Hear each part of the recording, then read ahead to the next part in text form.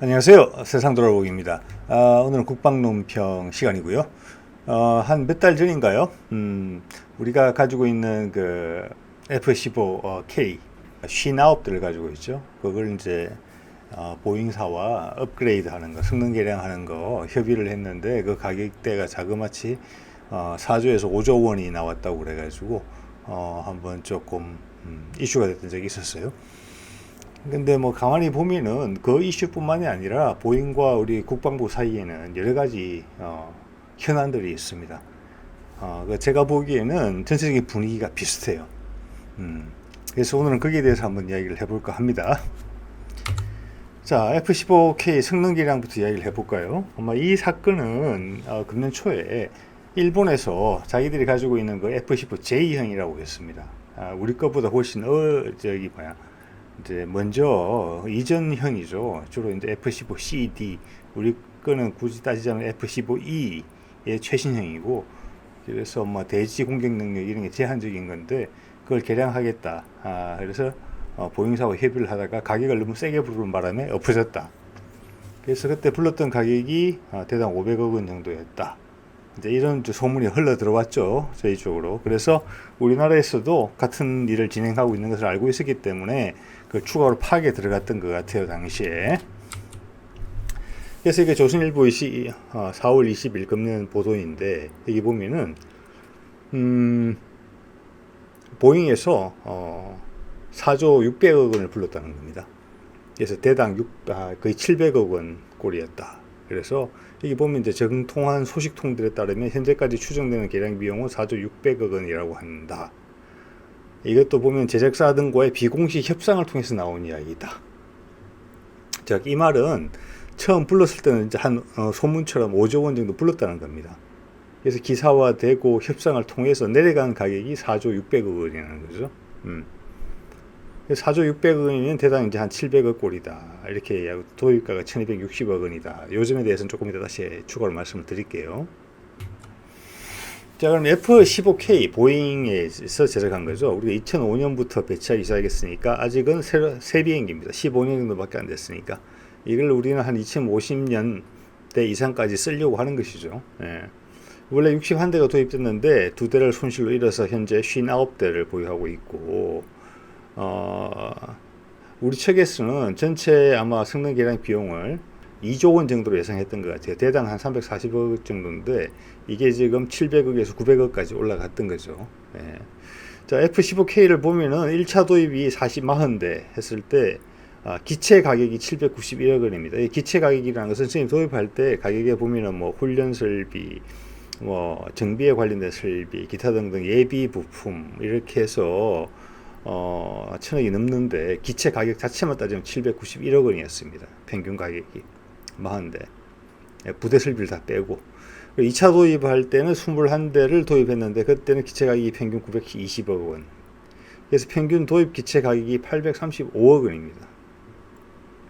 즉 우리가 성능 개량을 한다면 부대 시설들은 필요 없는 거 아니겠어요? 예, 그래서 그거는 평균 도입 기체 가격의 기준으로 봐야 되는 거거든요. 그래서 기체 도입 가격이 61대 도입하는데 61대 도입하는데 835억 원이었는데 이 사람들은 거의 680억에서 900억까지 불렀다는 거죠. 새 비행기랑 우리가 도입했을 때 가격이랑 진배 없는 가격을 불렀던 겁니다. 그래서 국방부가 이제 깜짝 놀래서 화가 났다. 뭐 이런 이야기가 있었어요. 지금 현재 저희가 로키드 마틴사의 KF-16 우리가 이제 그걸 성능 개량도 동시에 추진하고 있어요. 28년까지 할 계획인데 우리가 가진 것 중에서 이미 어느 정도 개량이 된 것을 제외하고 133대를 할 예정이에요. KF-16은 평균 도입가가 기체 가격이 평균 320억 원입니다. 네. KF-15의 한 3분의 1 정도죠. 그때 보면은 성능 개량 주로 뭐 레이더나 전자전 장비 같은 거죠. 그리고 타겟팅 포드 같은 그런 쪽이 주류인데, 그리고 임무 컴퓨터 이런 것들이 주류입니다. 그리고 이제 조종사 디스플레이 좀 더 효율적인 임무 수행을 위해서 이런 건데 대당 100억 원이었어요. 이게 100억 원이었고 이게 추가해서 우리는 이제 KF-16 같은 경우는 나이가 F-15보다는 더 오래됐거든요. 그래서 기골 보강, 뼈대를 더 튼튼하게 해서 2050년대까지 쓰겠다 해서 대당 50억을 더 지불해서 기골 보강까지 포함됐습니다. 그래서 F-15랑 비교할 수 있는 F-16의 성능 계량 비용은 100억 원이에요. 예. 그래서 우리 군도 이거보다 한 3배 정도 많겠지. 도입 가격도 3배 가까이 됐으니까 이렇게 생각했는데 이거를 이제 700억, 800억, 900억 이런 데로 부른 겁니다. 예. 그런 상황입니다. 자, 그럼 F-15EX가 값이 얼마냐 도대체. 지금 우리 성능 계량의 F-15K의 지향점이 F-15EX거든요. EX처럼 만들겠다는 것인데 이게 보니까 미국에서 가격 논쟁이 한가운데 있더라고요. 이거 포브스 기사입니다. 자, 여기 보면은 뭐 이 영어 제목이긴 한데 보잉하고 미국 공군이 F-15EX의 가격에 대해서 협의가 지금 안 되고 있다. 뭐 이런 내용입니다.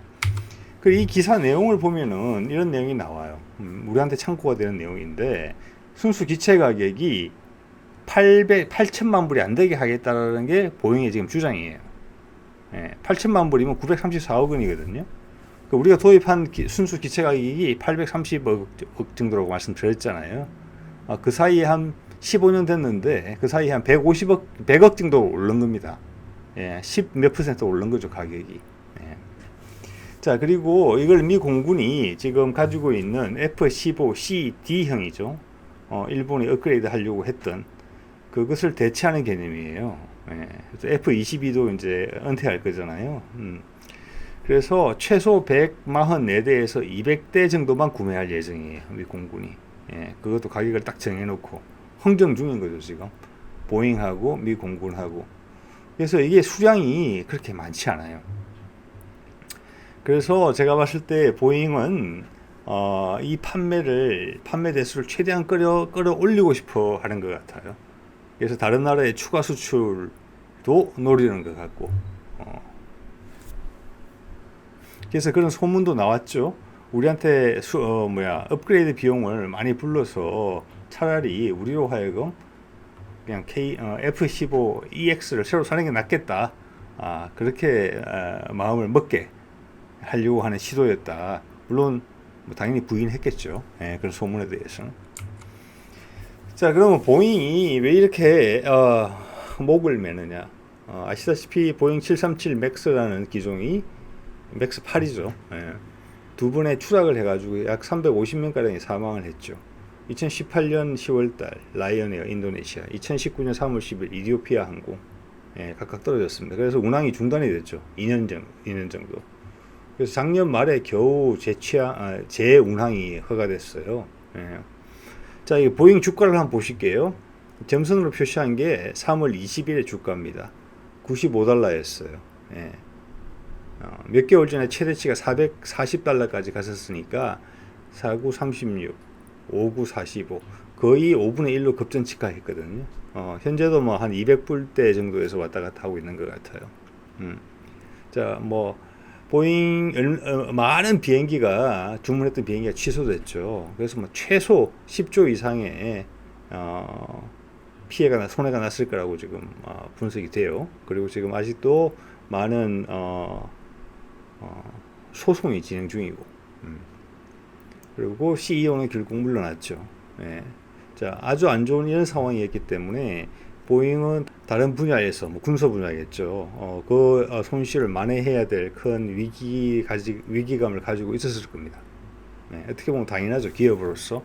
자, 그 한가운데 우리의 그 F-15K의 성능 개량하고 겹친 거죠, 그 시기가. 예. 자, 이거는 보잉 737 맥스 8이 떨어졌을 때 에티오피아의 그 수습 장면입니다. 그리고 보잉 사고에 대해서 뭐 말이 많았죠, 아주. 뭐 지금도 말은 계속 진행 중인 겁니다. 운행 재개가 되었지만 아직도 사람들은 기피하고 있어요, 타는 것을. 그렇게 미국의 아메리칸 에어라인 같은 경우에는 승객들이 이 항공기를 선택했을 때 당신이 선택한 항공기가 보잉 737 맥스다, 타겠느냐 이걸 물어보고 그 사람이 아니다, 이거 안 탈래. 예, 그러면 다른 항공기로 바꿔주고 있습니다. 예, 그게 이 기사에 나왔어요. MBC 기사에. 요즘 어떤지 모르겠어요. 초기는 그랬습니다. 한 반년 이상 지났는데 어쨌거나 보잉 사고에 대해서 미 하원 보고서가 제출되고 그 보고서의 주요 내용은 다음과 같습니다. 보잉 기술진의 잘못된 예측을 했다. 뭐 기술적인 결함이다라는 거죠. 보잉 경영진의 투명성이 부족했다. 그리고 이걸 감시 감독해야 될 FAA가 불충분한 감시 감독을 했다. 예. 보잉과 해당 기관의 잘못이다. 이런 것입니다. 그래서 소송이 계속 진행되고 있는 것이죠. 네. 자, 보잉은 이런 상황에 처해 있고 절대절명의 위기입니다. 이 상황에서 주주 이익의 극대화, 주주 이익의 만족을 위해서는 나머지 부분에서 큰 성과를 내서 여기에서 민항기 부분에서 난 손실을 보충해야 될 겁니다. 예. 그렇게 생각하지 않는다면 우리 이상하겠죠. 자, 그런 환경 속에서 두 번째 이슈가 있습니다. 보잉의 치누크 헬기 대체 사업이 있죠. 예. 우리가 치누크 헬기를 한 30대 정도 가지고 있는데 원래는 2026년까지 6,900억을 들여서 기존에 가지고 있는 D형 중에서 모아서 쓸만한 걸 모아서 F형으로 개량하고 17대를 어차피 수량 기준으로 우리가 충족해야 되는 거 아니겠습니까? 추가로 12대에서 22대를 최신 F형으로 구입하겠다. 예. 그래서 최종적으로는 한 30대에서 40대 사이를 우리가 가지겠다 라고 했는데 이걸 포기하게 됩니다. 이 사업을. 포기한 가장 큰 이유는 D형에서 F형으로 개량하는 것보다 신규 도입이 저렴하다. 여기서 금방 위에서 들은 이야기랑 비슷하죠. 예. F15K 개량하고 F15EX 새로 구입하는 거랑 진배 없다. 가격 차이가 없다. 그러니까 새로 사자.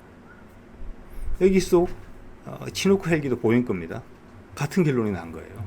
신규 도입이 저렴하다. 그래서 보잉에서 차라리 새로 사라. 그게 더 낫다. 이런 제안이 있었다. 그 말을 처음 들었을 때는 이게 오래된 기체라서 부속품을 구하는 게 어렵고 충분히 이해가 됐습니다만은 좀 전에 F15K와의 맥락에서 보고 다음에서 언급될 다른 사안에서의 맥락에서 보면은 이게 보잉이 처한 특수한 상황과 상관이 있을 수 있겠다. 이 가격이 치누크 헬기의 가격이 인터넷을 찾아보면 500억에서 800억 이렇게 왔다 갔다 해요.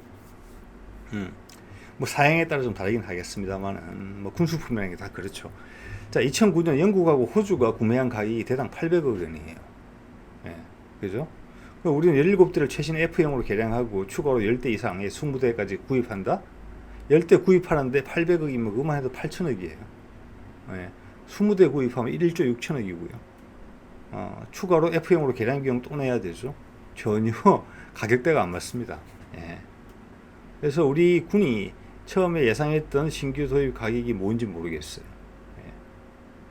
자, 그래서 이 사업은 결국 엎어집니다. 그래서 최근에 2021년 6월 28일에 방위사업 추진위에서 결정을 하죠. 2032년까지 대체 기종을 해외에서 도입하겠다.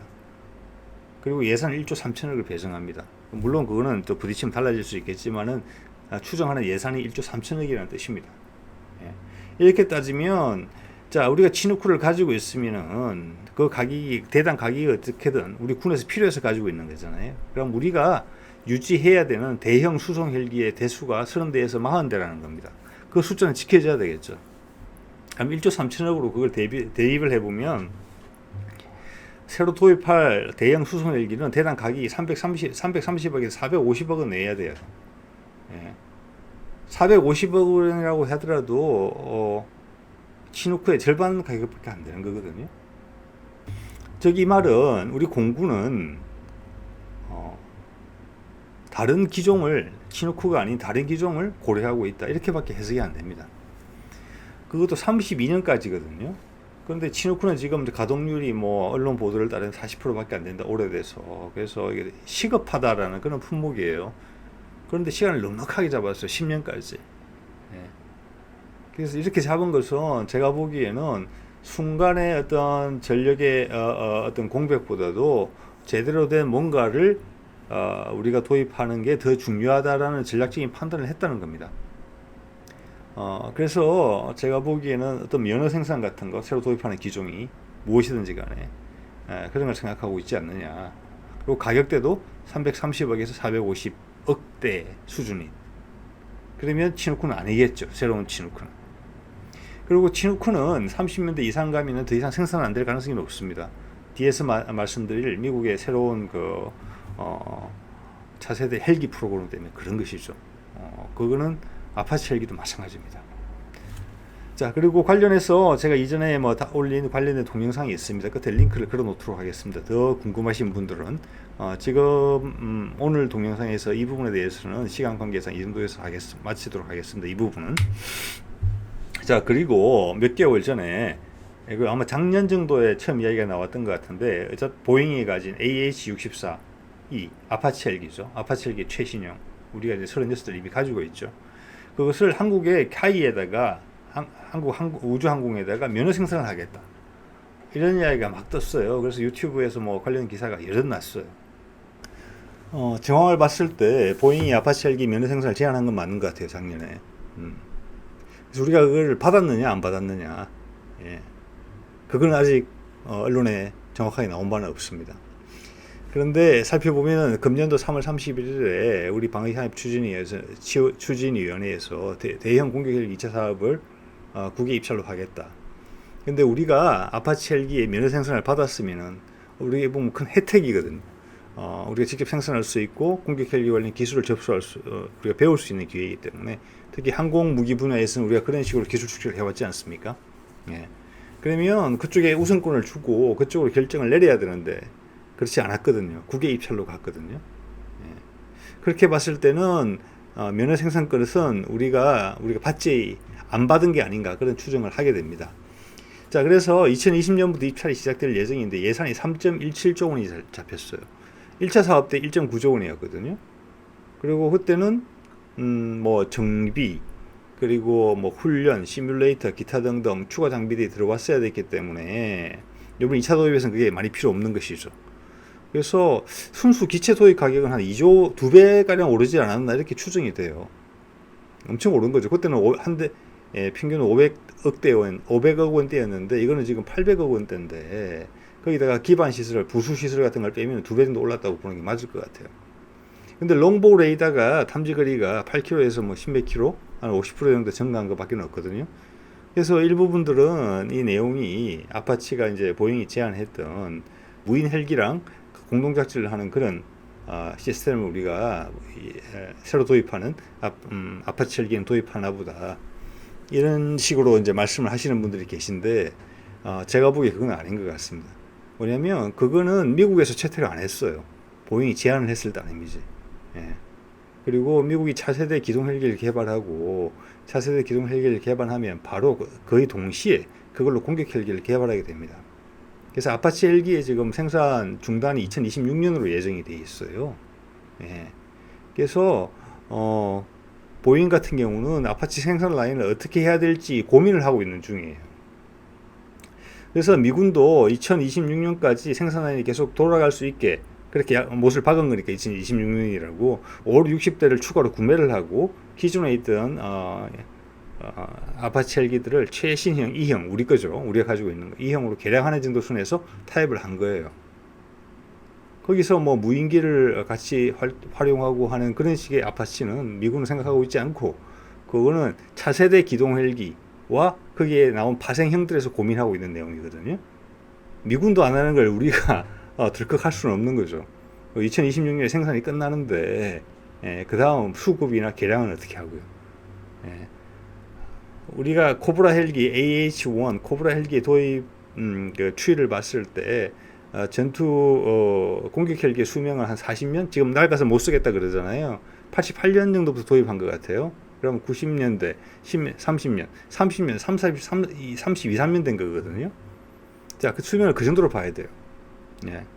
그런데 2026년에 생산이 완료되고 우리 사업은 2028년까지란 말이에요.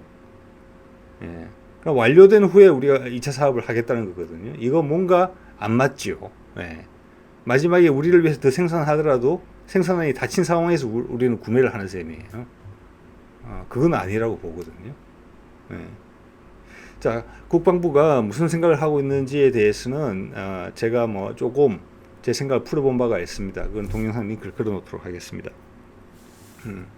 자, 그래서 이런 생산의 문제 때문에 보잉이 우리한테 상당히 조금 예상치 못한 면허 생산이라는 기회까지 제공했는지는 모르겠는데 지금 돌아가는 분위기를 봐서는 우리가 그것을 받지 않은 것 같습니다.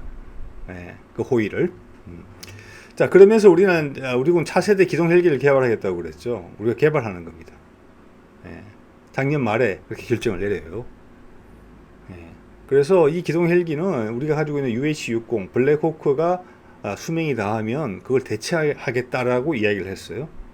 자, UH-60의 수명 주기가 도래하는 것이 2030년대 초중반입니다. 예. 자, 그럼 앞으로 10년, 남짓 10년, 10에서 15년 내에 우리는 차세대 기동 헬기를 가지겠다는 겁니다. 아마 그 형식은 미국이 생각하고 있는 차세대 기동 헬기랑 비슷할 걸로 추정이 돼요. 예.